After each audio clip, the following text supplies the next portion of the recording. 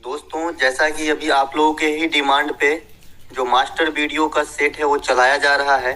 इसके तहत ये तीसरी वीडियो होगी जो साइंस बेस्ड होगी और अधिकांश क्वेश्चन जो है बायो सेक्टर से है। जैसा कि पिछले कुछ एग्जाम में देखे जा रहे हैं कि बायो से ज़्यादा क्वेश्चन आ रहा है, तो बायो के ऊपर ये मास्टर वीडियो आप लोगों के लिए, जहाँ पे आप 1000 जो है जीके के क्वेश्चन को देखेंगे। इनका स्रोत की बात करें तो एनसीईआरटी का बुक, लूसेंट और एसपीडी से जो भी इम्पोर्टेंट प्रश्न बन सकते थे सभी को मैंने इनमें शामिल कर लिया है। तो चलिए दोस्तों, पहला जो प्रश्न है, मानव शरीर के सबसे अधिक प्रबल अस्थि होती है। देखिए, मानव शरीर में सबसे प्रबल अस्थि होती है जबड़े के अंदर, सबसे बड़ी अस्थि होती है फीमर जो जांघ के अंदर होती है, और सबसे छोटी अस्थि होती है स्टेपिस जो आपके कान के अंदर होती है। तो ये तीनों बात को ध्यान रखेंगे। हड्डी के अध्ययन को ऑस्टियोलॉजी कहा जाता है, ये बात भी आपको ध्यान रखना है। तथा एक वयस्क मानव में 206 हड्डियां होती है। तो ये सभी बात हड्डी के बारे में जानकारी रखेंगे। लार में कौन सा एंजाइम पाया जाता है? लार में देखिए टाइलिन नामक एंजाइम पाया जाता है। एक क्वेश्चन एसएससी आपसे करता है कि भोजन का प्रारंभ कहाँ से शुरू होती है, तो आप आंसर देते हैं कि मुंह से या मुख से। तो यही जो लार में टाइलिन नामक एंजाइम होता है, जो भोजन में मिलने के बाद जो भोजन में उपस्थित मांड या स्टार्च बोलते हैं इसे अंग्रेजी में, तो इस पे पाचन का काम स्टार्ट कर देता है। ठीक है, इसीलिए भोजन का पाचन मुख से ही शुरू होती है और लार में जो एंजाइम होता है टाइलिन, ये इनके लिए उत्तरदायी होते हैं। अगला प्रश्न है, मनुष्य के जीवन काल में कितने दांत 2 बार होती है? देखिए, मनुष्य में जो है टोटल 32 दांत होते हैं जो 4 प्रकार के दांतों में बटे होते हैं। इसमें से 20 दांत जो है टूटने के बाद दोबारा उत्पन्न होता है, ये तो सभी जानते हैं, सभी फील करते हैं। इसके अलावा पेट्रोलियम किस प्रकार के चट्टानों में पाया जाता है? तो पेट्रोलियम जो है ये अवसादी चट्टानों में पाया जाता है पेट्रोलियम। इसके अलावा डीडीटी का उपयोग किस रूप में किया जाता है? तो डीडीटी का उपयोग जो है कीटनाशी के रूप में किया जाता है। आप विरंजक चूर्ण का भी इस्तेमाल कीटनाशक के रूप में करते हैं। ठीक है, इसके अलावा सभी अम्लों में अनिवार्य रूप से पाए जाने वाला पदार्थ कौन सा है? तो जो भी एसिड है सभी में आपका हाइड्रोजन कॉमन है, तो हाइड्रोजन राइट आंसर है, हाइड्रोजन कॉमन है। वैसे जो अम्ल बनने के लिए जरूरी है ये कार्बन भी है, लेकिन बहुत सारे ऐसे अम्ल हैं जो अकार्बनिक अम्ल भी हैं, जैसे H2SO4। H2SO4 में आपको कहीं भी कार्बन नहीं दिखेगा, ये अकार्बनिक अम्ल के उदाहरण है, जिसे रसायन का राजा कहा जाता है। और सभी प्रकार के बैटरियों में H2SO4 ही फिल किया जाता है। इसके अलावा गैसोलीन को किसके साथ मिश्रण करके गैसोहोल बनाया जाता है? तो इथाइल एल्कोहल को जब गैसोलीन में मिश्रण करते हैं तो गैसोहोल बन जाता है। ठीक है, शरीर के ताप का नियंत्रण किसके द्वारा होता है? तो शरीर में तापमान का नियंत्रण जो है ये हाइपोथैलेमस ग्रंथि के द्वारा होता है। सीधा थाइलेमस ग्रंथि होता है और एक आपका हाइपोथैलेमस ग्रंथि होता है। ये दोनों अलग अलग चीज हैं, ध्यान रखेंगे। इसके अलावा सूत्रकनिका को अन्य किस नाम से जाना जाता है? तो सूत्रकनिका को अन्य माइटोकॉन्ड्रिया के नाम से जाना जाता है। माइटोकॉन्ड्रिया को कोशिका का पावर हाउस कहा जाता है, ये बात भी ध्यान रखेंगे। इसके अलावा पेनिसिलिन किससे बनाया जाता है? तो पेनिसिलिन कवक से बनती है और अलेक्जेंडर फ्लेमिंग जो है पेनिसिलिन के आविष्कारक थे, तो ये बात भी ध्यान रखेंगे, है ना। इसके अलावा भारत में जो है पिंपरी नामक जगह पे जो है आपका पेनिसिलिन बनता है, पिंपरी। ठीक है, तो ये बात भी ध्यान रखेंगे। इसके अलावा दूध से दही के रूप में जमने का कारण क्या है? तो लैक्टोबैसिलस नामक जीवाणु जो है ये आपसे दूध को दही जमाने में मदद करता है। साथ ही मैं आपको बता दूं कि अगर आप एसएससी की तैयारी करते हैं तो जहां भी आपको लैक्टो शब्द लिखा मिले तो आप समझ जाइए किसी न किसी रूप में मिल्क से संबंधित टर्म है। ठीक है, यानी दूध का जो बेसिक रूट फॉर्म होता है ये लैक्टो होता है। जैसे लैक्टोबैसिलस जीवाणु के कारण दही जमता है, दूध में आपका लैक्टिक एसिड होता है ना। लैक्टोमीटर से हम दूध की शुद्धता को मापते हैं, इत्यादि। इसके अलावा जो अगला प्रश्न है, पीडोलॉजी में किसका अध्ययन किया जाता है? तो सोइल का अध्ययन किया जाता है, मिट्टी का अध्ययन किया जाता है। ठीक है, आपसे एसएससी एक क्वेश्चन कर लेता है, एक अच्छी गुणवत्ता वाली मिट्टी का पीएच कर लेता है, एक अच्छी गुणवत्ता वाली मिट्टी का पीएच मान कितना होना चाहिए? तो 5 से 6 के बीच में जिस भी मिट्टी का पीएच मान है वो अच्छा मिट्टी माना जाता है ना, खेती करने के दृष्टिकोण से। अगला प्रश्न है, आरएनए की संरचना में डीएनए में उपस्थित थायमीन के स्थान पे क्या होता है? आप सभी जानते हैं कि डीएनए में थायमीन भी उपस्थित होती है, तो आरएनए में थायमीन की अभाव होती है, उसके जगह पे यूरेसिल की उपस्थिति होती है। डीएनए और आरएनए क्या होता है ये तो आप जानते ही हैं, है ना। नामक बीमारी होती है तो जीवाणु के कारण होती है बोटुलिज्म नामक बीमारी। वायरस जो नील हरित शैवाल पर संक्रमण करते हैं क्या कहलाते हैं? ये दोनों क्वेश्चन इंपॉर्टेंट रहेगा आपके लिए। जो वायरस है, जो विषाणु है, जो नील हरित शैवाल यानी अलगी पर जो अपना संक्रमण करते हैं, या फिर दूसरे लैंग्वेज में कहे तो जो अलगी को अपना भोजन के रूप में ग्रहण करते हैं, उसे क्या कहते हैं? तो उसे साइनोफेज कहा जाता है। और वह बैक्टीरिया, वह वायरस जो बैक्टीरिया पर संक्रमण उत्पन्न करता है उसे बैक्टीरियोफेज कहते हैं। तो याद रखने के लिए भी काफी इजी है कि जो वायरस बैक्टीरिया पे अटैक करता है उसे बैक्टीरियोफेज कहते हैं, और जो वायरस अलगी पे अटैक करते हैं उसे साइनोफेज कहा जाता है। ठीक है। इसके अलावा प्रथम जेनेटिक कोड को किसने बनाया था या बताया था? देखिए, जेनेटिक कोड को समझाने का काम जो है हरगोविंद खुराना ने प्रयोगशाला में डीएनए को संश्लेषित करके किया था।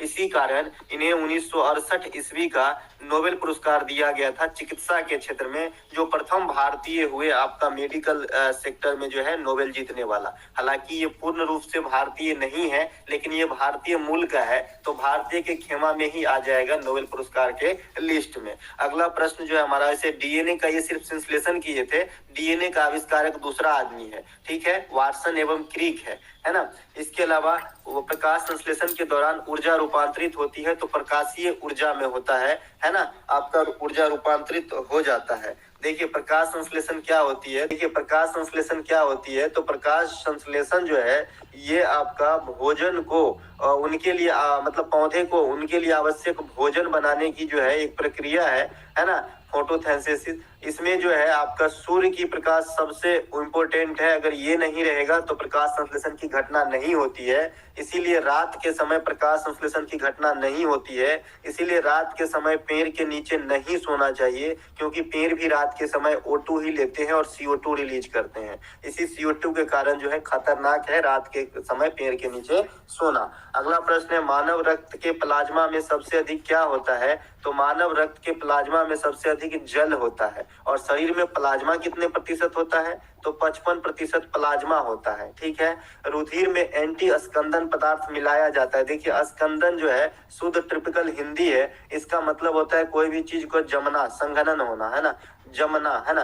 तो जो जमने के लिए, जो जमने से बचाने के लिए जो एजेंट का इस्तेमाल किया जाता है ये आपका सोडियम ऑक्जिलेट है। ठीक है। जैसे आपने ब्लड बैंक वगैरह में देखा होगा कि बोतल में ही जो है खून रहता है लेकिन जमता नहीं है, क्लोट नहीं होता है। तो कभी इस बात को आप सोचने की कोशिश किए होंगे कि भाई ये क्यों नहीं क्लोट होता है? वैसे हमारा ब्लड अगर एक बूंद निकल जाए 10 मिनट के बाद देखे तो हम जमीन पे क्लोट हुआ पाते हैं, है ना। तो ये सोडियम ऑक्जिलेट का इस्तेमाल किया जाता है और ये क्वेश्चन सीजीएल में आया हुआ है। इसके अलावा शरीर में सबसे अधिक पाए जाने वाला उत्तक कौन सा है? तो शरीर में सबसे अधिक पाया जाने वाला उत्तक संयोजी उत्तक है। ठीक है। ब्लड भी एक प्रकार के जो है तरल संयोजी उत्तक है, इसके बारे में भी अलग से पूछा जाता है कि खून क्या होता है। कालाजार के लिए उत्तरदायी प्रोटोजोआ कौन सा है? तो लिस्मानिया डोनावानी जो है ये कालाजार के लिए उत्तरदायी प्रोटोजोआ है। देखिए प्रोटोजोआ से मलेरिया भी होता है ना, लेकिन प्लाज्मोडियम से होता है। प्लाज्मोडियम उस प्रोटोजोआ का नाम है जिससे मलेरिया होता है, मादा एनीफिलीज मच्छर के काटने से। तो मादा एनीफिलीज मच्छर जो है सिर्फ एक वेक्टर का काम करता है, यानी जो ये प्लाज्मोडियम है इसको ट्रांसमिशन का काम करता है एक शरीर से दूसरे शरीर में, है ना, लेकिन होता है प्लाज्मोडियम के कारण। और जो मलेरिया का पता लगाया था, ये लगाया था आपका रोनाल्ड रॉस नामक वैज्ञानिक ने। मलेरिया के लिए महत्वपूर्ण दवाई जो कुनेन है ये किसके वृक्ष से प्राप्त होता है? तो सिनकोना के वृक्ष से प्राप्त होता है। मनुष्य में प्लाज्मोडियम हमला करता है यकृत कोशिकाओं पर। जो मलेरिया होती है तो प्लाज्मोडियम के कारण ही होती है, उसमें तेज बुखार वगैरह आता है ना। इसके अलावा मानव शरीर में फास्फोरस पाया जाता है, दांतों और हड्डियों में फास्फोरस और कैल्शियम पाया जाता है। एक क्वेश्चन एसएससी पूछ लेता है कि हमारा दांत बना होता है या हड्डी बना होता है तो ट्राई कैल्शियम फास्फेट का बना होता है, जो कैल्शियम और फास्फोरस के ही अपरूप है। है ना। मानव में लाल रुधिर कणिकाओं का जीवन काल कितना होता है? जो आरबीसी होता है इसका जीवन काल 20 से 120 दिन माना गया है, और जो डब्ल्यूबीसी होता है श्वेत रक्तकण, इसका जीवन काल 2 से 4 दिन माना गया है। डब्ल्यूबीसी को ल्यूकोसाइट कहा जाता है। अभी जो है लास्ट दिन जो आपका सीएचएसएल का था इसमें पूछा गया था डब्ल्यूबीसी का अन्य नाम, तो इसे ल्यूकोसाइट भी कहते हैं। और ये जो है शरीर में प्रतिरक्षा प्रणाली को जनरेट करता है, यानी किसी बीमारी से लड़ने का काम करता है। ठीक है। इसके अलावा शरीर में सबसे महत्वपूर्ण बलशाली पेशी पाई जाती है जबड़े में। जैसा कि ये प्रश्न जब ये वीडियो स्टार्ट हुआ था तो पहला क्वेश्चन यही था। बाहरी कान का कठोर लचीला भाग बना होता है उपास्थि का। देखिए शरीर में अस्थि के अलावा उपास्थि भी होता है। उपास्थि जो है थोड़ा लचीला होता है, नमनीय होता है। जैसे एक बार एसएससी ने मतलब क्वेश्चन पूछा कि नाक में कौन सा उपास्थि पाया जाता है। पेन को क्या हो गया? नाक में कौन सा उपास्थि पाया जाता है? तो नाक में जो है हाइलिन नामक उपास्थि पाया जाता है। तो ये बात भी ध्यान रखेंगे। और अभी आपने एक टैलिन देखा था, वो एंजाइम है जो लार में पाया जाता है। ठीक है। सामान्य रक्त का पीएच मान कितना होता है? 7.4 होता है। और बोलेंगे कि इसका प्रकृति कैसा हो गया? तो अल्कलाइन हो गया, क्षारीय हो गया। अब ये क्षारीय और अम्लीय डिसाइड करने के लिए हमने बताया है 7 से अगर कम है तो एसिड है कोई भी चीज, और 7 से अगर अधिक है तो बेस है कोई भी चीज, अल्कलाइन है। और अगर 7 है तो न्यूट्रल है कोई भी चीज। ठीक है। कोई भी चीज अल्कलाइन है, और अगर 7 है तो न्यूट्रल है कोई भी चीज। ठीक है। इसके अलावा रुधिर का थक्का जमने के लिए किसकी आवश्यकता होती है? तो रुधिर की थक्का जमने के लिए कैल्शियम की आवश्यकता होती है, विटामिन के की आवश्यकता होती है। और किस बीमारी में रुधिर का थक्का नहीं जमता है? तो हीमोफीलिया नामक एक बीमारी है, ये खास करके धनाढ्य परिवार में होता है। इसमें जो है ब्लड का क्लोटिंग जो है रुक जाती है। ठीक है। अग्नाशय ग्रंथि किस प्रकार की ग्रंथि है? मिश्रित ग्रंथि है, और ये मानव शरीर की सबसे बड़ी मिश्रित ग्रंथि है अग्नाशय। यहीं से आपका जो है इंसुलिन नामक हार्मोन जो है निकलता है। ठीक है। इसके अलावा मानव शरीर की सबसे बड़ी ग्रंथि कौन सी होती है? मानव शरीर की सबसे बड़ी मिश्रित ग्रंथि अधिपरिक ग्रंथि, ये गलत लिखा है ना। एड्रिनल सबसे बड़ी मिश्रित ग्रंथि नहीं होती है, सबसे बड़ी मिश्रित ग्रंथि है अग्नाशय। ठीक है। तो ये दूसरा क्वेश्चन को इग्नोर कीजिएगा। चलते हैं आगे। अगला है रजत मछली एक प्रकार का है। तो रजत मछली जो है एक प्रकार का कीट हो जाता है। देखिए जो भी आपका मक्खी है, खटमल है, जू है, ये सब मच्छर है, ये सभी कीट में आ जाते हैं। आपको ऐसा लगता होगा क्योंकि इस पे भी क्वेश्चन एग्जाम में बने हुए हैं। ठीक है। कि कीट से निम्नलिखित में से कौन सा बीमारी नहीं होता है? तो बहुत सारे बच्चे ने मलेरिया को टिक कर दिया कि ये कीट से नहीं होता। अरे भाई मच्छर भी एक प्रकार का कीट ही है ना। तितली भी एक प्रकार का कीट है। देखिए आप विश्वास नहीं कर सकते हैं ना, तितली भी कीट के श्रेणी में आ जाती है काफी हद तक। इसके अलावा लिंग वर्गीकरण के सिद्धांत के अनुसार जोंक और केचुआ होते हैं तो ये द्विलिंगी होते हैं, जोंक और केचुआ। और जोंक और केचुआ का फाइलम पूछा जाता है आपका, तो एनिलीडा फाइलम के होते हैं। जो भी ट्यूब आकार के प्राणी होते हैं, जैसे केचुआ का कुछ इस प्रकार से शेप होता है, कहीं से भी काट दीजिए मरता नहीं है, तो ये सब एनिलीडा फाइलम के प्राणी हैं जो भी ट्यूब आकार के होते हैं। इसके अलावा द्विनाम पद्धति के जनक किसे कहा जाता है? तो कैरोलस लीनियस को जो है द्विनाम पद्धति का जनक कहा जाता है। स्तनधारियों में सबसे महत्वपूर्ण लक्षण क्या होते हैं? तो जो इनका हार्ट होता है ये 4 शेप में बटे होते हैं। मुझे तो हार्ट भी बनाने नहीं आता है। इस प्रकार से बनता है हार्ट। और ये देखिए ये यहाँ से 4 भागों में बटा होता है। यहाँ पे एक बाल्ब रहता है, कपाट। ठीक है। यहाँ पे रहता है। तो दोनों ऊपर वाले को आलिंद कहते हैं और दोनों नीचे वाले को निलय कहते हैं। ठीक है। तो 2 आलिंद और 2 निलय, इस प्रकार से 4 कक्षीय जो है हमारा हार्ट होता है। ये पक्षियों में भी 4 कक्षीय हार्ट ही होता है ना। इसके अलावा मस्तिष्क के किस भाग में शरीर के ताप को नियंत्रण करने का केंद्र होता है? ये क्वेश्चन रिपीट हो गया। तो हाइपोथैलेमस जो है ये तापमान को, प्यार घृणा को केंद्रित करने के लिए जो है ग्रंथि है हमारे शरीर में प्रभु के द्वारा बनाया गया। एक मनुष्य याददाश्त खो बैठा है, इस मनुष्य के मस्तिष्क का कौन सा भाग प्रभावित हुआ है? अगर कोई आदमी कोमा वगैरह में चला जाता है तो उसका जो मस्तिष्क है वो इफेक्ट होता है। इसके अलावा किस जंतु में तंत्रिका तंत्र विकसित होते हैं परंतु मस्तिष्क नहीं होते हैं? तो हाइड्रा। हाइड्रा कई बार आपके एग्जाम में आया है कि हाइड्रा जो है इसमें क्या होता है क्या नहीं होता है। तो इसमें मस्तिष्क होता है लेकिन तंत्रिका तंत्र जो है विकसित नहीं हो पाता, अभाव होता है। लैंगर-हैंस के उपद्वीप पाए जाते हैं अग्नाशय में और इसी लैंगर-हैंस के उपद्वीप के बीटा भाग से इंसुलिन निकलता है। ठीक है, ये बात भी ध्यान रखेंगे दोस्तों। अग्नाशय को पंक्रियाज कहा जाता है, जो अंग्रेजी मीडियम में पढ़ते हैं। मानव मस्तिष्क के किस ग्रंथि को मास्टर ग्लैंड कहा जाता है? तो मास्टर ग्लैंड जो है पिट्यूटरी ग्लैंड या फिर पीयूष ग्लैंड को कहा जाता है ना। तो ये बात भी ध्यान रखेंगे, तीनों एक ही चीज है, पीयूष ग्लैंड, मास्टर ग्लैंड या फिर पिट्यूटरी ग्लैंड, है ना, पिट्यूटरी। तो इस प्रकार से ये तीनों एक ही चीज है जो मानव के मस्तिष्क में पाया जाता है और ये शरीर की सबसे छोटी ग्लैंड है। इसके अलावा वृद्धि हार्मोन स्रावित होती है, पीयूष ग्रंथि से ही वृद्धि हार्मोन निकलती है, एसटीएच, है ना। तो ये बात भी आपको ध्यान रखना है। इसके अलावा मानव शरीर में रक्त दाब और हृदय की धड़कनों पर नियंत्रण किसका होता है? तो मेडुला ऑब्टोलेंगा, इसका जो है ब्लड प्रेशर और जो अपना धड़कन है इस पे नियंत्रण होता है। मानव मस्तिष्क का सबसे विकसित भाग कौन सा है? तो सेरिब्रम है। देखिए, एक सेरिब्रम है और एक सेरिबेलम है, ये दो अलग अलग चीज है, सिर्फ बी आर के जगह पर एल आ जाता है। ठीक है, तो मानव मस्तिष्क के ये दो अलग अलग पार्ट है। एक सामान्य मनुष्य 1 मिनट में कितनी बार सांस लेती है? तो 14 से 18 बार। और जब शरीर जो इसमें ना हो के डिजीज में हो तो ये जो है सांस लेने की प्रक्रिया बढ़ जाती है, यानी ज्यादा बार सांस लेता है जब आदमी बीमार होता है। मेढक जब पानी में रहता है तब सांस लेता है बाहरी गिल से। देखिए, मेढक जो है एम्फीबियन है, ये जल थल दोनों पे रह सकता है। तो ये अलग अलग जगह पे अलग अलग मतलब अपने अंगों का इस्तेमाल करता है श्वसन क्रिया के लिए। ये यहाँ तक कि त्वचा से भी सांस ले सकता है आपका मेढक, है ना। इसके अलावा नेत्र लेंस में पड़ने वाले किरणों का नियंत्रण होता है आइरिस के द्वारा। जो मानव में नेत्र होता है उसे किरणों का जो संयोजन करता है यानी बैलेंस बनाने का काम करता है, ये आपका आइरिस करता है।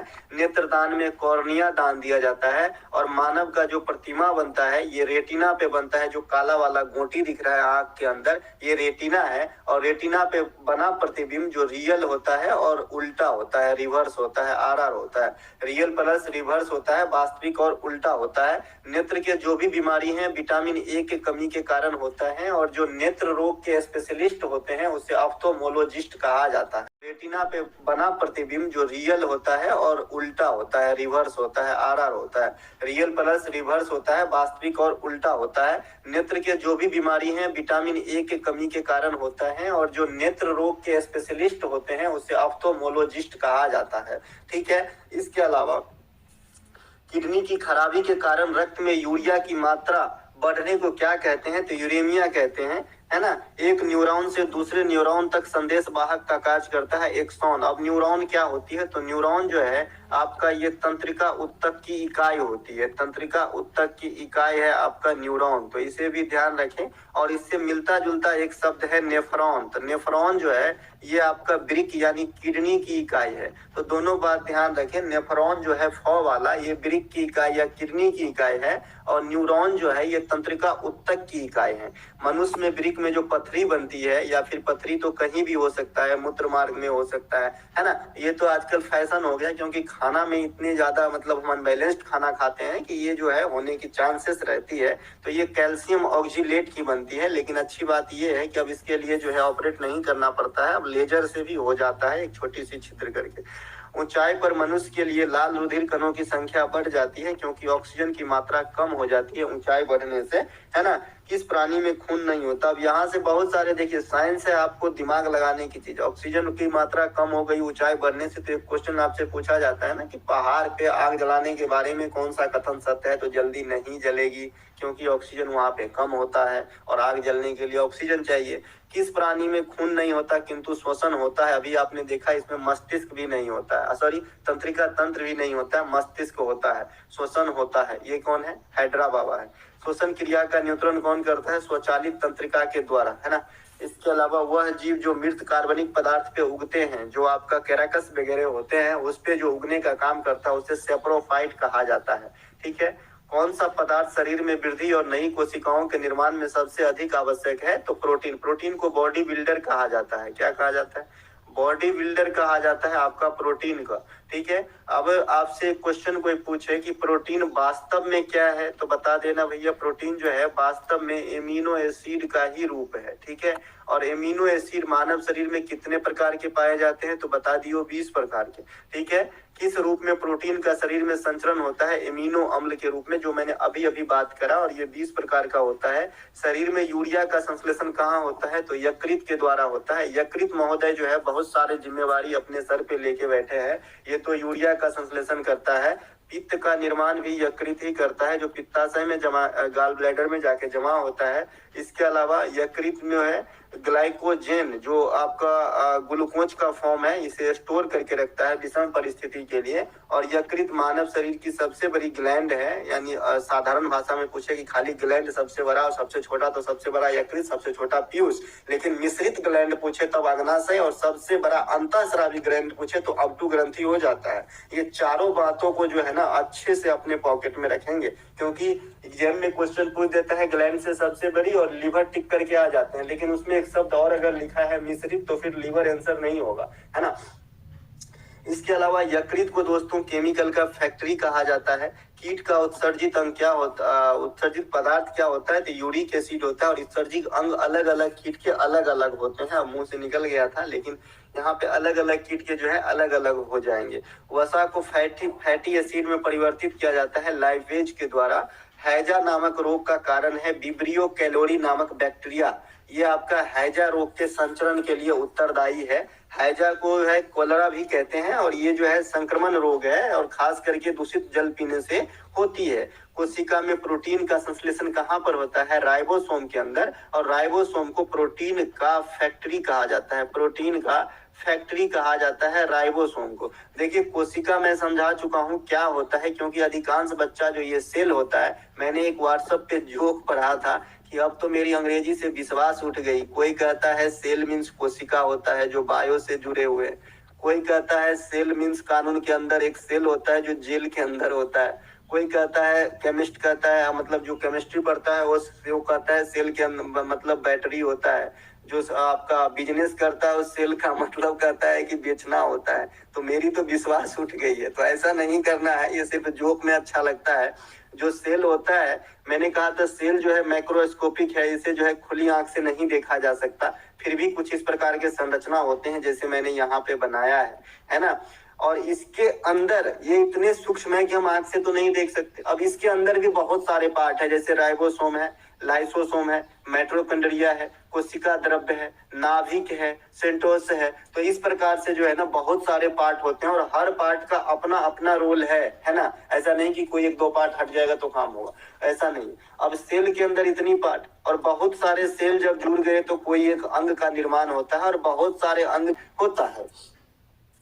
किस तापमान पर एंजाइम सबसे अधिक सक्रिय होते हैं, तो ये 40 डिग्री सी पर जो है एंजाइम सबसे अधिक सक्रिय होती है। और एक आपका इसी फॉर्म में क्वेश्चन आता है, -40 डिग्री सी पर जो है फ़ारेनहाइट और सेल्सियस पैमाना समान रीडिंग देता है। ठीक है, शरीर में सबसे अधिक ऊर्जा का संचय किस पदार्थ के रूप में होता है, ये गलत है, किस पदार्थ से होता है होना चाहिए। तो ये आपका वसा से सबसे ज्यादा ऊर्जा मिलता है, 9.2 कैलोरी के समथिंग जो है 1 ग्राम वसा के दहन से मिलती है। तो ये बात भी ध्यान रखेंगे। और दूसरा स्थान पे है कार्बोहाइड्रेट, 4.2 कैलोरी जो है 1 ग्राम कार्बोहाइड्रेट के दहन से ऊर्जा मिलती है। अगर आपसे कोई पूछे कि शरीर में विटामिन जो है ये ऊर्जा देता है क्या, तो बता देना विटामिन से कोई ऊर्जा नहीं मिलता है भाई, विटामिन से कोई ऊर्जा नहीं मिलता है, फाइबर से कोई ऊर्जा नहीं मिलता है, इसके अलावा जल से कोई ऊर्जा नहीं मिलता है। लेकिन ये सभी उपापचयन प्रक्रम के लिए आवश्यक है, इसका मतलब ऊर्जा नहीं मिलता है तो इसको हम लेना छोड़ देंगे तो हम दिक्कत में आ जाएंगे। कार्बोहाइड्रेट का पाचन जो होता है एमाइलेप्सिन से होता है। 1 ग्राम वसा के टूटने से प्राप्त ऊर्जा है 9.1 कैलोरी, यहाँ लिखा है, कहीं कहीं 9.2 कैलोरी भी लिखता है, आप 9 याद रखना है। इसके अलावा किस जीव में वास्तविक केंद्रक नहीं पाया जाता, तो जो बैक्टीरिया में है उसमें जो है न्यूक्लियस की अभाव होती है। दो जीवों के बीच कैसा संबंध जिसमें दोनों जीवों का लाभ होता है क्या कहलाता है, तो सहोपकारिता कहलाता है, जिसमें एक जीव दूसरे जीव का जो है कुछ काम करके दोनों लाभ प्राप्त करते हैं, इसको भी लाभ होता है और इसको भी लाभ होता है। इसका उदाहरण क्या हो सकता है, इसका उदाहरण आपका हो सकता है जैसे बगुला और भैंस। बगुला और भैंस जो है इसका अच्छा उदाहरण हो सकता है कि भैंस के शरीर पे, मुझे तो भैंस नहीं बनाने आएगा, इस प्रकार से मान लीजिए ये भैंस है, है ना, ये आपका भैंस है। तो इस पे जो है बगुला बैठा रहता है और इसके शरीर का जो जू होता है ये खा लेता है, तो बगुला को भोजन और भैंस को जो है दर्द से छुटकारा मिल जाता है। तो दोनों को फायदा है, उसे ऐसी रिलेशन को सहोपकारिता कहा जाता है। वो ऐसा वायरस जो जीवाणु का भक्षण करता है, अभी मैंने कहा था जो बैक्टीरिया का भक्षण करेगा वायरस उसे बैक्टीरियोफेज, और जो आपका अलगी का करेगा उसे साइनोफेज। ओरिजिन ऑफ स्पीसीज पुस्तक के लेखक कौन है, तो ये चार्ल्स डार्विन है। ओरिजिन ऑफ पुस्तक स्पीसीज के लेखक। अमीबा, यूग्लिना और पेरिसीमियम ये क्या है, तो एक कोशीय जीव होता है। अमीबा के बारे में 2000 करोड़ बार पूछा गया है कि किस प्रकार का जीव है, तो एक कोशीय जीव है। इसके चालन अंग को पदार्थ कहते हैं, ये बात भी ध्यान रखना, ये भी पूछा गया है। इसके अलावा मछली, मेढक, कुत्ता, मनुष्य इत्यादि होते हैं बहुकोषीय। हम लोग बहुकोषीय, हमारा शरीर बहुत सारे कोशिका से मिलकर बने होते हैं। किस युग में वनस्पति एवं जीवों की उत्पत्ति मानी जाती है, तो पुराजीवी काल में। उत्परिवर्तनवाद की सिद्धांत किसने दिया था, ह्यूगो डी ब्रीज ने दिया था, और ये क्वेश्चन ग्रुप डी में 20 बार पूछा गया 2022 के अंदर, है ना। इसके अलावा किस प्रकार के श्वसन में ऑक्सीजन की आवश्यकता नहीं होती है, तो एरेबिक श्वसन में कोई भी ऑक्सीजन की आवश्यकता नहीं होती है। इस प्रकार से अगला जो प्रश्न है, वायरस होते हैं पूर्ण परजीवी। वायरस जो होता है पैरासाइट होते हैं, दूसरे पे डिपेंड होता है। और वायरस के बारे में एक बात हमेशा ध्यान रखें, ये सजीव और निर्जीव के बीच की कड़ी कहलाती है। और ये क्यों कहलाती है कि वायरस जब मान लीजिए किसी डेड चीज के संपर्क में है, प्लास्टिक के संपर्क में है मान लीजिए, तो ये डेड जैसे मतलब अपना बिहेव करता है। लेकिन जैसे ही किसी जीवित कोशिका के संपर्क में आता है, वो जीवित कोशिका मानव, जानवर, पेड़ पौधे कुछ भी हो सकते हैं, तो ये एक्टिव हो जाता है और अपना जो है रूप दिखाना स्टार्ट कर देता है। इसीलिए इसे सजीव और निर्जीव, यानी ये मरे हुए भी रहते हैं और जिंदा भी हो जाते हैं। इसके बीच का कड़ी कहा जाता है आपको, किसको, वायरस को। वायरस की खोजकर्ता जो है ये इवान बस्की है, ये बात भी ध्यान रखेंगे। द ओरिजिन ऑफ लाइफ पुस्तक के लेखक हैं आई ओपेरिन, और अभी आपने देखा था द ओरिजिन ऑफ स्पीसीज के लेखक हैं चार्ल्स डार्विन। सरीसृप और पक्षियों के बीच का संयोजक कड़ी कहलाता है ऑर्कियोप्टेरिक्स। सरीसृप मतलब रेप्टिलिया टाइप से, और ये जो आर्कियोप्टेरिक्स है ये आपका कभी उड़ भी लेता था और कभी रेंग के चलता भी था, ठीक है। वन पारिस्थितिक तंत्र में हरे पौधे क्या कहलाते हैं, उत्पादक कहलाते हैं। देखिए एसएससी का ये प्यारा सा क्वेश्चन है, एसएससी का लल्ला क्वेश्चन है ना। ये वीवीआई क्वेश्चन है, लेकिन ये सुनने में लग रहा है आपको बहुत इजी। इसको मैं कई लैंग्वेज में आपको यहाँ पे दर्शा के बताता हूँ, ताकि आपको लगे कि ये क्वेश्चन एग्जाम में हमने भी कई बार अटेंड किया है। आपसे पूछता है कि खाद्य श्रृंखला का जो आपका फूड चेन है, खाद्य श्रृंखला है, इसकी जो है सही क्रम क्या है। फिर आपको वहां पे 4 जीव का नाम दे देता है और आपको अरेंज करना होता है। तो अगर आप उत्पादक, उपभोक्ता और अपघटक का परिभाषा नहीं जानते हैं तो फिर अरेंज करने में असफल हो सकते हैं, ठीक है। तो देखिए उत्पादक क्या होती है, जो हमें उत्पादन करके देता है। जैसे सभी चीज अगर खाने पीने के रिलेशन में बात सोचा जाए और काफी हद तक हमारा लाइफ स्टाइल भी सोचा जाए, तो उत्पादक जो है ये हरे पौधे ही हो सकते हैं, है ना। क्योंकि इसी से हमें खाना वगैरह मिल जाता है, रहने के लिए घर के दरवाजे वगैरह, लकड़ी वगैरह, कागज वगैरह, दुनिया जहान जो भी है ना। तो भाई उत्पादक हो गए हरे पौधे। इसके उत्पादक का जो उत्पाद है, जो प्रोडक्ट है, उसे उपभोग कौन करेगा, तो उपभोक्ता करेगा। जैसे हम लोग कोई चीज खरीदते हैं, हम उपभोक्ता है, कंज्यूमर है। इसके अलावा जब ये उपभोक्ता खत्म हो जाएगा, क्योंकि सृष्टि का नियम है भाई, जो आया है वो तो जाएगा, तो उपभोक्ता जब खत्म हो जाएगा तो इसे फिर से प्रकृति को कौन लौटाएगा, तो ये अपघटक महोदय लौटाएंगे। और अपघटक क्या होता है, तो जीवाणु और कवक होता है। इसे पृथ्वी का अपमार्जक भी कहते हैं, ये बात भी ध्यान रखेंगे। जीवाणु और कवक को पृथ्वी का अपमार्जक कहते हैं। अपमार्जक कहने का मतलब है दोस्तों सर्फ, सर्फ समझिए, सर्फ होता है ना कपड़ा धोने वाला, उसी प्रकार से इसे अपमार्जक कहते हैं। जीवाणु और कवक को जब कोई जीवित प्राणी जब मर जाता है तो उसके मृत शरीर को अपघटित करके प्रकृति में लौटाने का काम यही जीवाणु और कवक करता है। तब हम कहते हैं कि अब जो है करके प्रकृति में लौटाने का काम यही जीवाणु और कवक करता है। तब हम कहते हैं कि अब जो है ये सड़ गया है, डिके हो गया है ना। इसके अलावा अभी आपने उत्पादक देखा, अभी 1-2 एग्जांपल और देके बताता हूँ, ज्यादा क्लियर हो जाएगा, क्योंकि ये क्वेश्चन से सामना आपका होता ही रहेगा जब तक आप एग्जाम दे रहे हैं, है ना। जैसे मान लीजिए घास है, घास को कौन खाएगा, टिड्डा खाएगा। टिड्डा मतलब कीट पतंग में आ जाती है। फिर टिड्डा को कौन खाएगा, मेढक खाएगा। मेढक को कौन खाएगा भाई, सांप खाएगा। और सांप को जो है कोई बड़ा जानवर खाएगा जो मांसाहारी हो, हाई क्वालिटी का।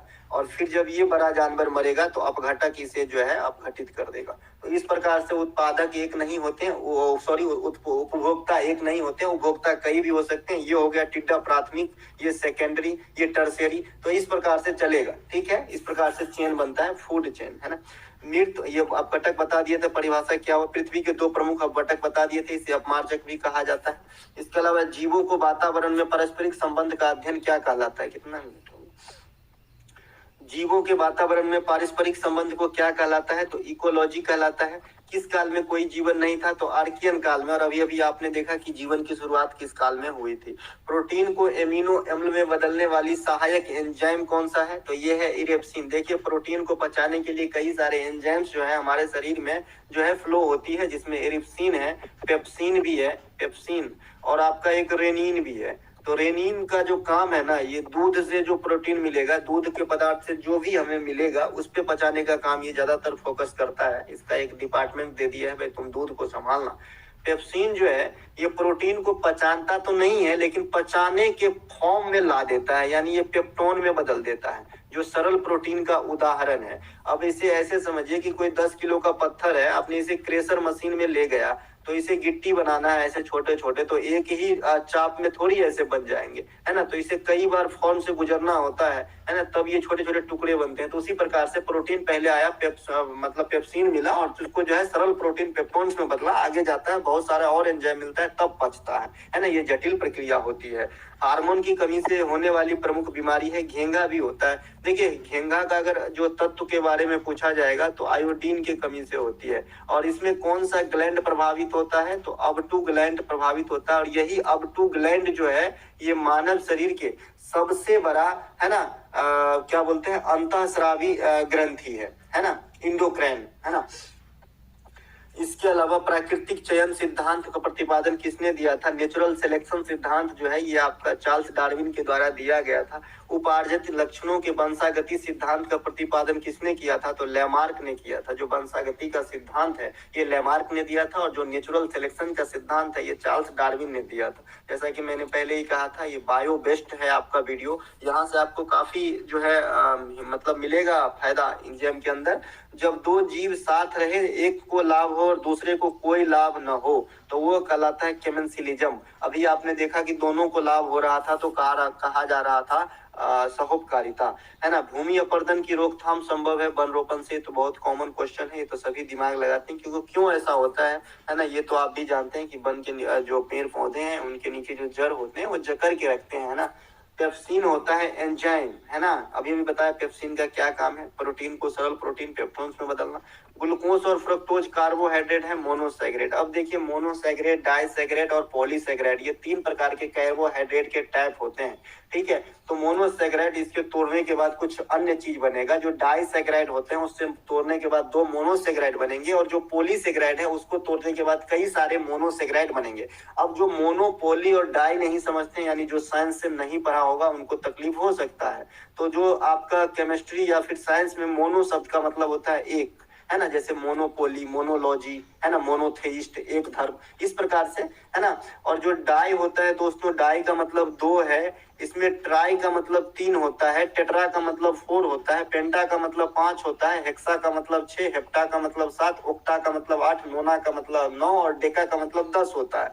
तो ये एक भाषा है जो हम साइंस में इस्तेमाल करते हैं, और जहां भी आपको पोली लग जाता है तो पोली का मतलब बहुत सारा होता है। अभी देखिए यहाँ पे 1 वर्ड सब्स्टिट्यूशन आपको 10 और 4 14 1 वर्ड सब्स्टिट्यूशन मैंने अभी तुरंत करा दिया। इसके पीछे आगे कुछ भी जोड़ दीजिए उससे रिलेट कर, जैसे बाइलिंगुअल मैंने द्विभाषी, है ना, डायरची, है ना, मोनोपोली, मोनोथेइस्ट, है ना, मोनोलॉग, इस प्रकार से, है ना। अब ये पोली है, पोलेंड्री होता है, एक औरत जो बहुत सारे पति को रखते हैं उसे पोलेंड्री कहते हैं। पोलीग्लोट जो बहुत सारे भाषा को जानते हैं। पॉलीगोन एक ऐसा शेप जिसमें बहुत सारे कोण हो, है ना। तो इस प्रकार से जो है केमिस्ट्री के कुछ टर्म है जिससे आपका काफी काम आसान हो सकता है साइंस पढ़ने में, है ना। यकृत द्वारा बनाया गया पित्त पित्ताशय में किसके द्वारा पहुंचता है, तो सिस्टेटिक डक्ट होता है, जो इस प्रकार के एक साइड में रहता है, यकृत के साइड में, और ये जो है आपका गाल ब्लैडर है, इसमें आके जमा होता है इस डक्ट के थ्रू आपका क्या, पित्त। लेकिन निकलता कहाँ से है, यकृत से निकलता है, ठीक है। माल्टोज कार्बोहाइड्रेट है, तो माल्टोज जो है डाइसैकेराइड कार्बोहाइड्रेट है। मानव शरीर में ग्लूकोज को संचित करता है ग्लाइकोजेन के रूप में, और करने का काम कौन करता है, लीवर बाबा इसके अलावा किस विटामिन के कमी के कारण ऑस्टियोमलेशिया नामक बीमारी होती है। देखिए ऑस्टियोमलेशिया और रिकेटस ये दोनों बीमारी जो है हड्डी से संबंधित बीमारी है और दोनों बीमारी विटामिन डी यानी कैल्सीफेरॉल के कमी के कारण होता है। इसके अलावा प्राकृतिक रूप से सबसे अधिक मीठा शर्करा जो है ये कौन सा है, तो प्राकृतिक रूप से सबसे अधिक मीठा शर्करा जो है ये फ्रुक्टोज है। विटामिन सी का अनुसूत्र क्या होता है, C6H8O6 होता है। सीजीएल में पूछा गया क्वेश्चन विटामिन सी का अनुसूत्र। दांत के बाहरी परत को क्या कहा जाता है, एनामेल कहा जाता है। छिपकली और मेढक के दांत किस प्रकार के होते हैं, तो होमोडेंट प्रकार के होते हैं। और अगर आपसे कोई पूछे कि मनुष्य में किस प्रकार के दांत होते हैं भाई, तो हेटेरोडेंट प्रकार के होते हैं जो 4 भागों में बटे होते हैं और 32 दांत होते हैं। इसके अलावा विटामिन सी के कमी के कारण कौन सा रोग होता है, स्कर्वी रोग होता है और त्वचा से संबंधित रोग भी होता है और इसका नाम स्कार्बिक एसिड है विटामिन सी का। और जो भी सिट्रस फल है विटामिन सी के अच्छे स्रोत होते हैं। मानव शरीर में यूरिया का निर्माण कहाँ होता है, यकृत के द्वारा होता है और यूरिया जो है यूरिन के रास्ते बाहर निकल जाता है। यह भी एक जहरीला चीज है, ठीक है। इसके अलावा रेडियो एक्टिव की परिघटना की खोज किसने की थी, तो हेनरी बैकुरल महोदय रेडियो एक्टिविटी की खोज किया था। रेडियो एक्टिविटी जिससे अल्फा बीटा गामा कण रिलीज होते हैं, है ना, ये आप समझते ही हैं। अगर ऑप्शन में हेनरी बैकुरल नहीं है तब क्या करोगे, ये सेम क्वेश्चन के लिए तब जो है क्यूरी बंधु को मार देना। बंधु नहीं, क्यूरी दाम्पत्य है ना, पेरी क्यूरी और मैडम क्यूरी, तो इनको मार सकते हैं क्योंकि ये भी काफी हद तक योगदान दिए थे और खास करके रेडियम तो खुद ही खोजे थे, है ना। तो ये बताएंगे अगर हेनरी बैकुरल नहीं है तो। अगर हेनरी बैकुरल है तो रेडियो एक्टिविटी की खोज जो है हेनरी बैकुरल ने किया था, है ना। अगर एक आपसे क्वेश्चन पूछता है कि रेडियो एक्टिविटी की जो परिघटना होती है उसको किस चीज में मापा जाता है, तो गैंगर मूलर काउंटर में। क्या इसमें मापा जाता है, गैंगर मूलर काउंटर, इसमें मापते हैं हम रेडियो एक्टिविटी की परिघटना को। जीवाणु को नष्ट करने यानी बैक्टीरिया को समाप्त करने के लिए किस गैस का प्रयोग किया जाता है, तो क्लोरीन गैस का प्रयोग किया जाता है। और क्लोरीन गैस उपयोगी भी है और हमारे लिए खतरनाक भी है। क्लोरीन गैस ओजोन को क्षति पहुंचा सकता है, वैसे बड़े पैमाने पे क्षति पहुंचाने का काम CFC करता है, क्लोरोफ्लोरोकार्बन, तो इसमें भी क्लोरीन का उत्पाद छुपा हुआ है। तो इससे भी आप अंदाजा लगा सकते हैं। ऐसे नहीं कि ये जो अच्छा है तो इसमें कोई बुराई नहीं है, बुराई भी है। हर इंसान में कुछ ना कुछ अच्छा कुछ ना कुछ बुराई जरूर होता है।